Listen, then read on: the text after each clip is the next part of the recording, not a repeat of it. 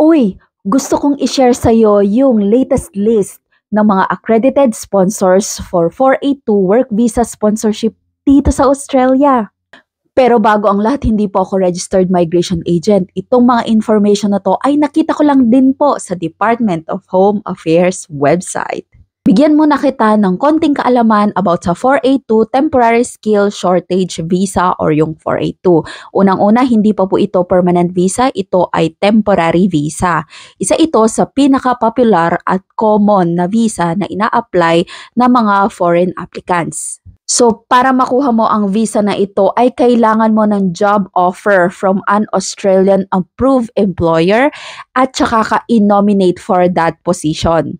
So, itong visa na ito ay valid for 4 years. Hindi na natin to patatagalin pa at ito ang mga listahan ng mga employers this 2023. Ayan, makikita nyo naman, nasa Department of Home Affairs website tayo. Hindi lang tayo charo-charo nang huhula dyan, ha?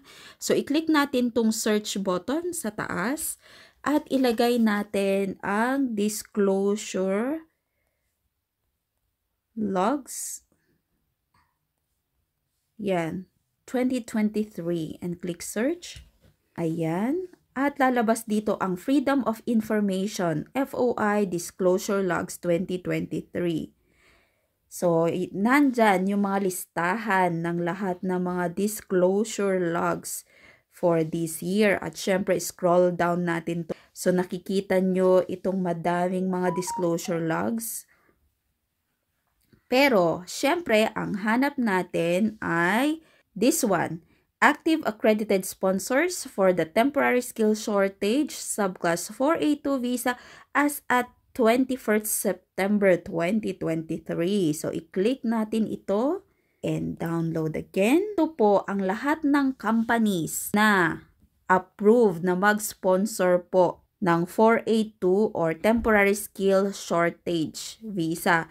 Kung tatanungin nyo naman po ako, paano po ba natin makokontak itong mga companies na ito? I-google po natin yung website po ng mga companies na ito at mag-reach out po tayo. So, iiwan ko na po sa inyo kung paano po natin i-reach out itong mga companies na ito at malaman kung ano po yung mga vacancies sa company po nila. Pero bago po tayo makapag-apply para sa mga vacancies ng mga companies na to na willing po to sponsor, ay kailangan meron tayong skill na kailangan ng mga companies po na iyon. So at least po may information po tayo kaysa po sa wala, hindi po ba? Sana po nakatulong. Bye!